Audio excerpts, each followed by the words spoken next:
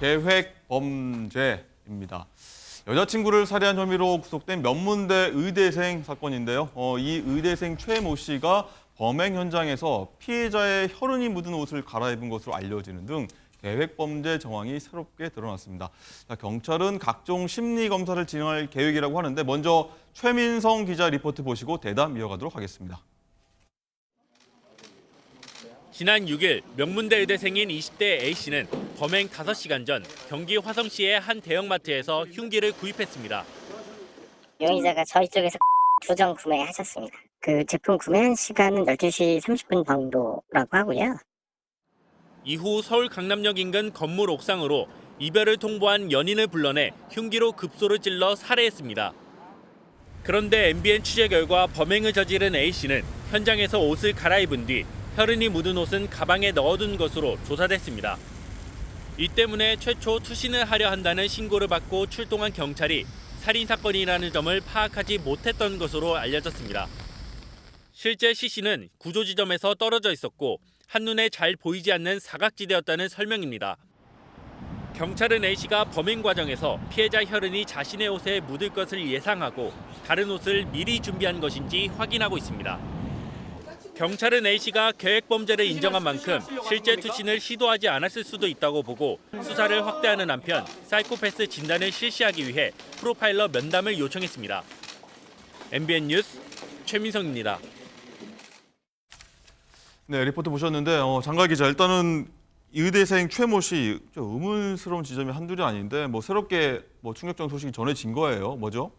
아까 리포트에서 보셨듯이 최 씨는 지난 6일 강남역 근처 한 건물 옥상에서 이 연인에게 흉기를 휘둘러서 사망하게 했는데 흉기를 휘두른 직후 웃옷을 갈아입은 것으로 확인이 됐죠. 당시 피해자가 사망한 상태였고 이 혈흔이 묻은 옷은 가방에 넣어뒀다고 합니다. 이후에 투신 시도를 했는데 경찰은 누가 투신하려 한다는 신고를 받고 출동을 했기 때문에 당시에는 이 최 씨가 옷을 갈아입은 상태라서 혈흔이 묻어 있지 않아 최 씨의 범행을 바로 알아채지 못했다는 입장이고요. 최 씨가 범행을 숨기기 위해서 이 웃옷을 갈아입었는지를 확인하고 있습니다. 네. 자, 이명학 교수님 오랜만에 나오셨는데 이 계획 범죄 가능성 새로운 정황이 계속 나오고 있으니까 계획 범죄 맞는 것 같다 이렇게 좀 보고 있는 것 같아요. 네, 왜냐하면은 그 흉기를 미리 준비해서 갖고 있었다고 하는 네. 점, 이것은 충동적으로 우발적으로 그 순간에 범행을 계획하고 행동에 옮긴 것이 아니라고 하는 그 대표적인 증거라고 우리가 봐야 될 것 같고요.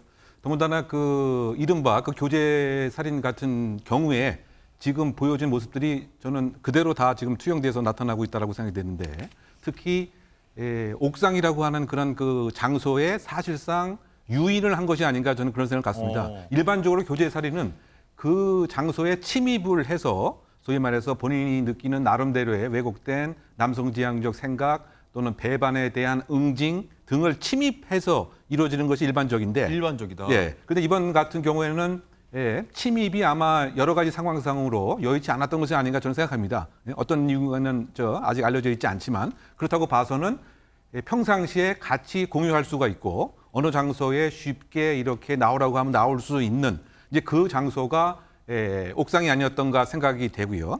또 그다음 우리가 생각해 봐야 될 것은 이 옥상이라고 하는 자체는 상당히 자신이 일정한 행동을 하는데 아주 유리한 거죠. 통제하는데.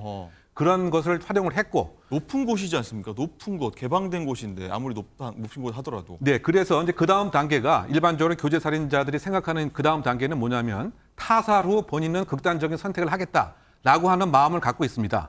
즉 옥상이라고 하는 것이 그런 것까지 또 옮길 수 있는 가능성도 있는 것이죠. 물론 많은 경우에 있어서 그 교제 살인 피해자를 살해하고 나서 본인이 극단적인 선택을 실제 행동에 옮기는 경우는 또 그렇게 녹록지 않은 상황들이 많이 있기 때문에 마음이 바뀌기도 하죠. 그런 점에서 옥상을 택했고, 또 그 흉기를 갖고 있으면서 만약에 내가 마지막으로 여러 가지 그 상황을 설득을 하는 것이 통하지 않았을 때는 공격을 하겠다. 이런 것이 아마 다 마음에 깔려 있었던 것은 아닌가. 즉 피해자가 이별 선언을 했는데 최후에 무엇인가 이 이별 선언을 다시 번복해 하려고 하는 마지막 노력. 그것이 혹시 옥상에서 본인이 이를테면 투신 행위를 가장할 수도 있고요. 실제로 투신 행위에 진용을 했을 수도 있고요. 그런데 이것이 모든 것이 다 여의치가 않았다. 그렇다고 봤을 때는 이 피해자에 대한 마지막 공격 행위가 결국은 끔찍한 살해 행위로 연결됐다고 추정할 수 있을 것 같습니다. 네, 라고 굉장히 분석을 많이 해주셨습니다. 자, 경찰은 어쨌든 이 의문이 굉장히 많은 이 최모 씨에 대해서 사이코패스 진단 검사를 오늘 11시부터인가요? 조금부터 했나요? 한다는 것 같은데 관련해서 전문가 목소리 듣고 얘기 이어가도록 하겠습니다. 대학을 진학을 하여서 지금 1년 유급을 한 것으로 지금 확인이 되고 있거든요. 예. 아마도 굉장히 조용하지만 안에는 불만이 굉장히 쌓여있을 시한폭탄 같은 사람일 개연성이 굉장히 높습니다. 사이코패스적인 성향도 보이나요? 제가 볼 때는 그런 것도 의심을 해야 되는 지경이 아닌가. 피해자와 연락을 하게 된 그런 이제 과정 중에서 네. 계속 여자친구와의 이별을 피하기 위해서 지금 상대를 통제하기 위해서 계속 자살극을 벌린 것 같거든요. 그런 통제 욕구는 일반 남성들에게서 쉽게 발견되는 건 아닙니다. 예. 네, 심리 전문가인 이수정 교수는 이렇게 분석을 했는데 이 교수님 어떻게 보십니까? 불만이 굉장히 쌓여있을 시한폭탄일 가능성이 높다.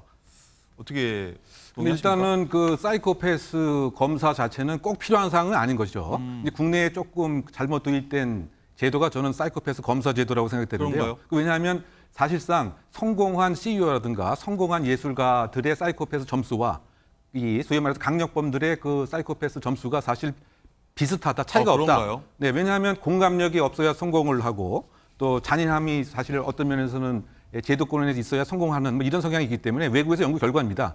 그리고 이것이 하나의 성격적 그 특이성에 불과한 것이기 때문에 반드시 거쳐야 되는 것도 아니죠. 변별 능력이 없는 이런 상황도 아니고요. 네. 그런데 우리는 사실상 이제 무슨 극단적인 일만 생기면 사이코패스 이런 얘기가 나오다 보니까 어떤 문제가 생기냐, 이런 사건이 생기게 된 사회적 요인, 제도적인 요인을 고민하고 대안을 마련하는 기회 자체가 완전히 봉쇄되게 되는 거죠. 일부의 문제다. 이렇게만 생각하게 되는 저는 폐단이 있다고 생각됩니다. 예. 이번 사안 같은 경우도 어떻게 본다면 왜 가장 선호하는 의대생이 이런 극단적인 일을 했는지, 또 수능을 만점을 맞았는데 왜 이런 일을 했는지, 이것에 있어서의 우리 사회의 그 민낯은 드러난 것은 아닌지, 어허. 이런 것에 대한 고민을 방해하는 요소가 바로 사이코패스 검사라고 하는 것이죠. 어허. 그래서 이것은 조금 그 지양할 필요가 있지 않는가 생각이 되고요. 예. 그다음에 이제 그 유급이 뭐 중요한 이제 역할을 했다. 유급은 사실상 학교가 시킨 거지 피해 여성이 선언한 것은 아니죠. 그렇죠. 그렇다고 봤을 때는 이건 논리에 좀 비약인 것으로 저는 생각이 되고요. 가장 핵심적인 것은 자신이 주장하는 교제에 대한 지속을 거절한 이 여성에 대해서 나는 응징을 하겠다. 즉 아와 피아로 구분돼서 아주 마지막 배반 행위에 대한 응징을 하겠다라고 하는 것이 일반적인 교제 살인 그 범죄자들의 그 특성입니다. 그 과거에 발생했던 뭐 두자매 살인 사건, 또 송파 산모녀 살인 사건, 뭐 이런 것들도 결국은 아와 피아로 이제 구분되고 그 원인은 이별 선언을 제대로 받아들이지 않는 거죠. 내가 사실상 이 여성을 다 통제할 수 있고 내가 사회 구조적 또는 나름대로의 지위에 우위에 있는데 왜 내 말을 듣지 않고 나의 소위 말해서 구애 행위를 이렇게 사실은 거절하느냐. 이것을 용납할 수가 없다. 많은 노력을 했는데도 그것을 부정하게 되면 그러면 나는 이것에 대한 철저한 배반감 때문에 또 이 과정에서 혹시 옥신각신한 과정에서 자신이 느꼈던 자긍심에 대한 손상, 네. 이것을 회복시키는 방법이 극단적인 선택으로 이루어졌다라고 하는 전형적인 모습으로 평가할 수 있을 것 같습니다. 알겠습니다. 자, 장가 기자, 그리고 이 숨진 피해자가 지난달에 팔을 다쳐서 병원에 갔던 적이 있다는 지금 뭐 소식이 들어왔는데 이게 또 이 뭐랄까 이 최모 씨하고 피의자와 연관이 있는 건가요? 그렇습니다. 지난달 오른쪽 팔 부상으로 경기 지역의 병원을 이 숨진 피해자가 갔던 것으로 확인이 됐는데 네. 피해자의 한 지인은 당시 이 피해자가 아프다면서 병원에 갔는데 좀 두서없이 말하는 등 다소 좀 감정이 좀 격한 모습을 보였다고 해서요. 지금 경찰이 피해자가 부상을 당하는 과정에서 혹시 최 씨가 관련이 됐을지 가능성을 현재 수사 중입니다. 그렇군요. 자, 이 교수님 일단은 최근에 보면 연인 상대로 한 어떤 범죄들도 굉장히 늘고 있다고 하더라고요. 저희가 수치를 보니까 생각보다 굉장히 많더라고요. 심각한 것 같습니다. 네, 그렇습니다. 근데 그것의 답변에 앞서서 네. 지금 그 한 달 전에 있었던 부상 상황, 저는 저것은 지금 살인범하고 아주 밀접한 관련이 있다고 생각됩니다. 그렇게 보십니까? 네, 왜냐하면 어느 날 갑자기 저와 같은 극단적인 공격 행위가 이루어진 것이 아니고 옥신각신하면서 제일 잘하는 수법이 이를테면 선물 공세를 할 수도 있고요. 아니면 응징을 하는 부상 행위도 있을 수 있고요. 그래서 아마 한 달 전에 저 부상 행위도 지금 그 살인 용의자의 일정한 통제 행위와 연관될 가능성이 저는 크지 않는가. 그것이 일반적인 소위 말해서 가정폭력, 교제폭력, 스토킹 범죄자에 나타나는 특징들로 비추어 봐서 그렇게 한번 추정을 해보고요. 일단 추측이고요. 네. 그다음에 지금 질문에 답을 하게 되면 우리가 알고 있는 것 이상으로 소위 말해서 교제 관계에서 끔찍한 살해가 닿는 그런 그 경우가 아주 쉽게 와닿을 수 있는 통계로 생각을 해보게 2, 되면 3일에 한 번씩 벌어진다 이런. 그러니까 그 통계가 3일 만에 한 번 결국은 사망을 하는 겁니다. 죽는 겁니다.